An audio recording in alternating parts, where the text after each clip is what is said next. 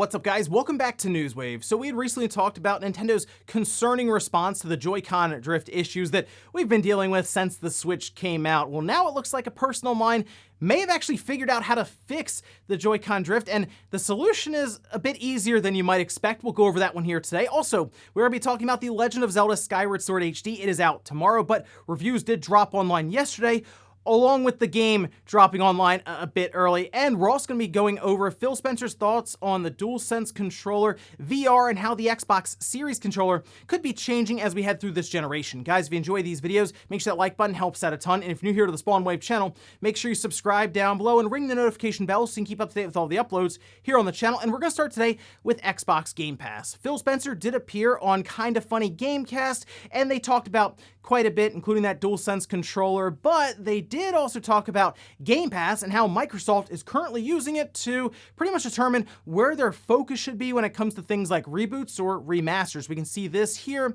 transcribed by VGC from Phil Spencer saying, seeing more players or people playing something like Prey or Dishonored or going back to Fable, and that you can talk about those games. For us, as we sit back as a creative organization and watch what people are interested in, it gives us more data to think about things that we might pick up and take forward with new ideas and new teams that might want to go do that. We'll stay on that because Game Pass gives us a business model where that makes sense. It doesn't have to be a game as a service version of a game.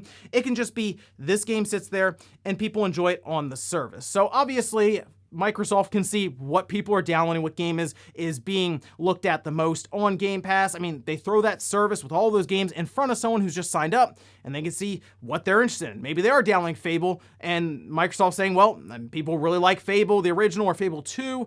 Let's make a new Fable game, right? But it's also good to hear that not every game has to be a Destiny-type game that just keeps you logging in over and over and over again every single day. There can be variety. You could have a fully narrative-driven single-player experience like a Perfect Dark, right, as an example. But we got to actually cut to the chase here, Phil, and ask the tough questions. How is all of this going to add up to us getting a new Blinks game? Also, we had some new announcements from Google for Stadia when it comes to revenue split with developers. We can head over here to Gamasutra, saying starting this month, Google has pledged 70% of Stadia Pro's revenue to game developers that offer their games up as freebies on Stadia Pro. Specifically, pay is based upon engagement for active, claimable Stadia Pro titles and will only apply to games new to the service. Engagement in this case is measured in session days, so developers will seemingly get a larger part of that 70% share depending on how many days individual Stadia Pro players log into their games. Now, on the surface, it kind of makes sense. It's like, okay, this game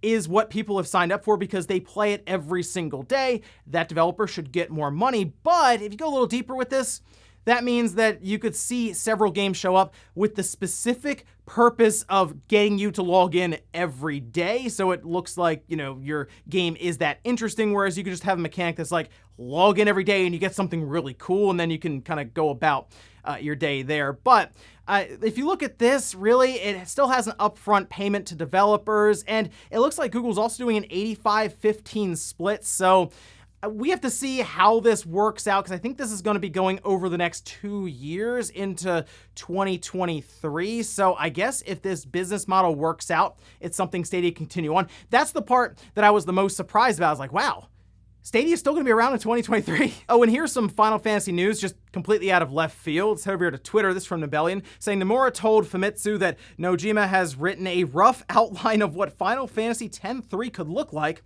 Toriyama adds that the chance of it happening are not zero, but Final Fantasy VII Remake is the focus for now. Who knows how long Final Fantasy VII Remake is going to take? We'd be talking about the PS6 and the next big Final Fantasy VII game in that line, that series. I mean, this could end up being like 4 or 5 parts for all we know right now. But you know what's really funny about Final Fantasy X? There have been a lot of speculation, and the developers do play into it, that 10 and 7 are actually linked together. Like 7 takes place, way off into the future, but they're in the same universe.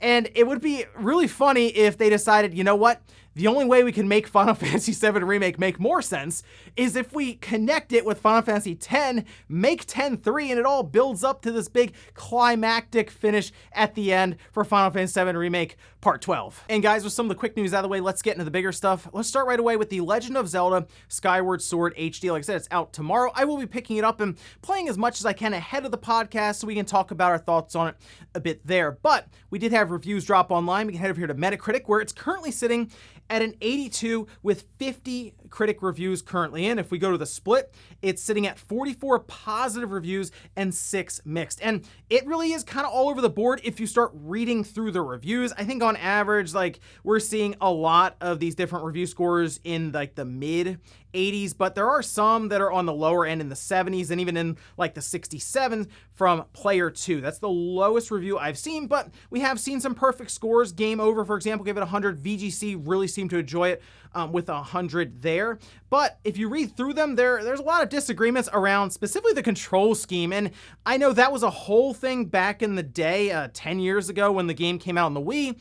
People were like, it's not working the best for me, whereas others had a really good experience with it. And then some of the other flaws are pointed out when it comes to pacing and different parts of the game itself and how it's built out. But there still seems to be a lot of enjoyment around kind of the game itself when it comes to different dungeons. So I'm looking forward to going back to a 3D Zelda game that I definitely didn't spend as much time with as I did with other 3D Zelda games. And I saw some people a little confused around that review score at an 82 because the original, when it came out on the Wii, was a 93. So this is 11 points lower 10 years later. But I did notice something in these reviews. Let's take a look here at this one, just as an example. This Player 2, it's one of the lower score, actually the lowest score at 67. But if you look at the first line, the controls irk, it is full of breadcrumb busywork, and almost everything is done better in Breath of the Wild. And I mean, that's the biggest thing right now. We're in a post Breath of the Wild world where all of these 3D Zelda games are going to be compared to that because that's, as a lot of people are looking at, like the big pinnacle of 3D Zelda games, which is Breath of the Wild. So like, it's going to be harder for something like Skyward Sword HD to come out and still be considered a 93. Now, again, some people really enjoyed it with these different reviews, but there are a lot of people pointing out that Breath of the Wild really set the tone for the series going forward. And of course, this is a remaster. I guess you call it a remake even because they changed so much of it when it comes to the control scheme and all this. But it's still a game that was controversial and divisive back in 2011. So yeah, it's still going to be that way now, especially with something as good as Breath of the Wild just now in the rear view mirror in 2017. Either way, though, I'm gonna be picking it up tomorrow and checking it out. Oh, and as we've seen with pretty much every big high-profile Switch game, it did leak out online early. We can see this over on Twitter from Oatmeal Dome saying Skyward Sword HD has leaked to the internet. Game codename is Shoebill. Shoebill is a stork, which that makes a lot of sense for Skyward Sword. The game was recompiled to run natively on the Switch. However, like Galaxy and Super Mario 3D All-Stars, the GPU is at least partially emulated, and it's not the emulator that was used in Super Mario 3D All-Stars. Appears to be something new. And I know people see emulation and they immediately think, oh, this is low effort and all this, but if you look, Oatmeal Dome is well versed in this kind of thing, saying no, it's a perfectly valid way to get the game up and running on a console that works vastly different to the original hardware. For example, the Wii GPU is fixed function compared to shader-based rendering, which is prevalent nowadays. Basically, they didn't just take the game, drop it in a Dolphin, and then start putting it on cartridges and shipping it out. A bit more work went into this one. And you know what? From what I've seen, the loading times are cut in half, and there are a lot of comparisons right now on YouTube for visuals. And yeah, the game looks better and it runs a lot better. So, I mean, at least from a performance side, the game is significantly improved. So I'll be checking this one out. Like I said, picking it up tomorrow, and we'll be talking about it quite a bit, I'm sure, on the podcast. Next up, let's talk about a possible solution for the JoyCon drift. Again, an issue we've been dealing with since the Switch came out. Nintendo has been dodging questions left and right, even from investors about this whole thing. But it looks like a person on YouTube may have figured this one out. Let's head over here. This was on VK's channel on YouTube, and the idea here is the Joy-Con itself becomes loose on the back where that kind of that metal shielding is, and when that happens, it's unable to detect different axes on the joystick when it is moved from the sensors inside. So what VK decided to do was put a piece of paper or even cardboard behind it so that the pressure from the Joy-Con plastic on the back when closed and screwed together would kind of realign or at least reconnect it and push it back together. They appear to be using, I guess, paper so that's 1 millimeter thick, and it seemed to work fine. You take the back off, you drop that on there, and you're good to go. And I mean, we've seen something with the Joy-Con before that it wasn't as easy as this. There was a bit more work involved, but it was still something that seemed like Nintendo should have figured out. That was with the antenna, where I kind of moved a wire around and it fixed the interference issues. And you know what? Nintendo ended up like actually moving the antenna up through using a PCB extension to where I had put the cable. And here's what I think might happen now that this is put out there. If this is legitimate and it works fine for pretty much everyone, which I saw more and more people testing it, and yeah, it's working fine, and VK may be onto something here, and I might actually try it myself just to confirm as well. You might see Nintendo just kind of put like a little extension on the Joy-Con, the backing of it, that shell, maybe a little square that kind of sticks up just a bit, and it'll just connect and put some pressure on the back of the Joy-Con. Like that might legitimately do it. Now, there are a few things here. We have to see if whatever paper or material used in there just kind of compresses over time and it loses its ability to kind of keep pressure on the back of that Joy-Con stick. But the fact that it's at least been identified, we can use different materials, play around with different ways of putting pressure on the back of that joystick. It's one of those things where like, wow, we've been doing this for 4.5 years. And all you had to do was put like a piece of paper behind the joystick inside of the Joy-Con. Like it's like 4 or 5 screws and that's it. So whatever, we'll try it here at some point. Now I'm sure I'll tweet about it or maybe make a whole video going over the ability to fix the Joy-Con drift that people have been spending hundreds of dollars to just replace with a piece of paper. Next up, let's talk about Phil Spencer's thoughts around the PlayStation 5 DualSense controller and VR. We can head over here. This once again transcribed by VGC, where he says, we're definitely thinking about different kinds of devices that can bring more games to more places. There's probably some work that we'll do on the controller. I think Sony's done a nice job with their controller, and we kind of look at some of that and think there are things that we should go do, but we're probably not in the more bespoke accessories place right now. We just look at what happens on Windows and other places and see if there's a unique opportunity for us. Right now, I don't think there's anything that's obvious to me. When asked about VR, Phil says, we're watching what happens to PC. As it relates to VR specifically, the best experience that I've seen is Quest 2. And I just think it's untethered and ease of use in its capability just doesn't, to me, require it being connected to an Xbox in any way. So when I look at a scenario like that, I think of xCloud. I think of the Xbox Live community. I think of other things of how we could be bringing content to a screen like that. Whether we do something like that through first-party or third-party partnerships, it's kind of a second step. To do, we think the games that we currently have that we're able to run on our platform would work there. So I have wondered for a little while now if the Xbox Series controller could change over time, because as we've seen, the Xbox Series X and S still works with the Xbox One controller that came out in 2013. And if you look at the Series X and Series S controllers, yes, it got ergonomically better. I like different parts of it when it comes to the triggers with like the texture, for example, the share button's nice, all this. But they didn't make any drastic changes from the Xbox One controller. Could they come in and add, say, advanced haptic feedback for the rumble motors? Sure, I think they could do that. Could they add gyro support? Absolutely. But it comes down to if that's something they have planned for this generation through updates to the system, and if developers would even take advantage of that. Now, if the DualSense controller continues along and we see developers continue to use it more and more, which some are even starting to use it on PC, then yeah, you could see Microsoft introduce these features into a Series controller down the road, maybe midway through the generation, as just another accessory for the Xbox. And if you have it, that game would take advantage of those different new features like advanced haptic feedback. It's also maybe something that could work into the next big Xbox Elite controller. Like if they do a Series Elite 3 controller, something there, maybe it comes with advanced haptic feedback and maybe it has gyro and a few others. So something to consider there, as they did introduce new features with their other Elite controller, the V2, where that had like USB-C charging as an example. As for VR, I wouldn't mind seeing Microsoft try to jump into that whole sector, as we've seen PlayStation basically jump in with both feet with their PlayStation VR, now the PSVR 2 that's coming up, but Microsoft also has the opportunity to just partner. Quest 2, they mentioned that's really good because it's untethered, but they could also maybe partner with Valve or a few other companies and work something out there, and he seems very interested in maybe having xCloud on one of these VR headsets, and that would be interesting because there is latency, obviously introduced when you start streaming stuff, and it comes down to video quality, and there's a lot to take in on that one when it comes to the idea of game streaming to a VR headset. It'd be cool because it'd be a standalone headset, untethered, as is mentioned here, so there's a lot of freedom and the ability to kind of just pick up and play without a lot of setup, but we have a long way to go for game streaming, I think, before we start strapping it to your head like that. And in our last bit of news, let's talk about an unfortunate situation right now around Resident Evil Village on PC when it comes to the performance of the game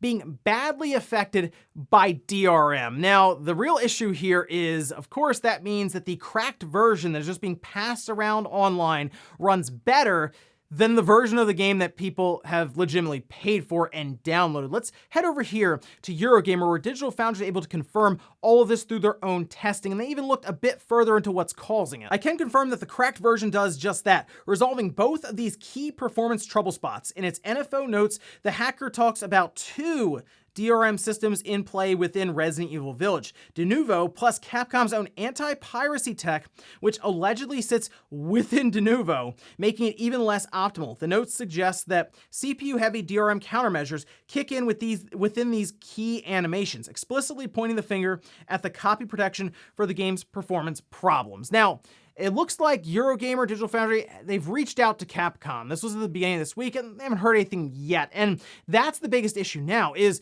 the game's already been cracked. Like, people are online now just downloading the game anyway, so to me, there's really no reason to have DRM on this game any longer. In fact, it's been talked about that DRM is really only necessary for these PC releases for like the first week, and then that's kind of it. In fact, we see DRM get pulled off of games later on because it's just unnecessary at that point, especially after it's been cracked. Now we're talking about a game, Resident Evil Village, which is great on different consoles. I played through it on the Series X. It was very good, but it's badly being affected by not just 1, but 2 bits of DRM. One from Capcom that sits within Denuvo. So like, this is incredible stuff to me. I have no idea what's going on and why this DRM still exists on Resident Evil Village 2 months after it came out, when all it's doing is hampering the experience for paying customers. People who are just downloading this game are getting a better experience without paying for the game.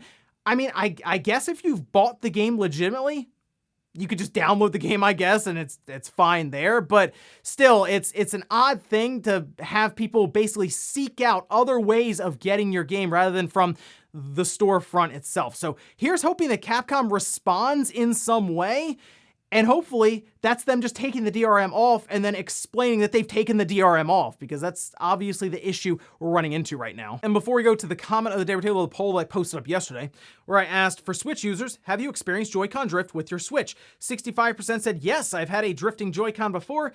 35% said, no, I haven't had any issues so far. And I did see some people say, I didn't really use the Joy-Cons because I got a Pro Controller and it just remains docked, and I just used that one, so maybe they drift, I'm not sure. Others said, yeah, I've had 4 different Joy-Cons drift, so certainly on 2 ends of the spectrum there when it comes to the Joy-Con drift issues. But yeah, I mean, there are some people who just won't have issues with Joy-Con drift at all. It certainly seems to be a very mixed bag, but it does tend to lean towards the side of more people are having drifting issues than not. And we'll finish up with the comment of the day, as you're seeing here. This is from Ricardo saying, please, Atlas, don't disappoint. I saw that a lot in the comments. There's a lot of concern right now around that. Hey, I think MVG has the right words to live by when it comes to these big gaming events and teases and stuff, and that's prepare for disappointment. Because if there is disappointment, hey, you've at least prepared for it. If there's a really cool, awesome announcement and surprise, that's great, works out too. But looking at this, big opportunity for Atlas and Sega to take Persona even to the next level with this year of announcements and different things with merchandise, I'm sure collaborations. Hey, all they really have to do, go get the original Persona games, remaster them, put them on all the different platforms, get Persona 4 Golden, put it everywhere you can, and then announce Persona 6 to kind of cap everything off with a bunch of merch announcements in between. That's really what I think a lot of the fans want to see, and I hope that's what they're doing, but we also live in a world where Square thought it was a good idea to show up to E3, show all these original Final Fantasy games, and then tell us it was coming to mobile. So don't ever underestimate these big companies' ability to double check if you got cell phones. And ladies and gentlemen, that's gonna do it here for Newswave. If you enjoyed this video, guys, hit that like button, it really helps out. If not, hit the dislike. Leave comments down below about everything we talked about here today. It was The Legend of Zelda Skyward Sword HD with the different reviews, and you've gone through them. Are you picking it up tomorrow? Also, what about that JoyCon drift fix? Are you surprised that it very well could be that easy? Just a piece of paper inside of the Joy-Con could fix what's been 4.5 years of drifting. Thanks guys for watching, and I'll see you next time.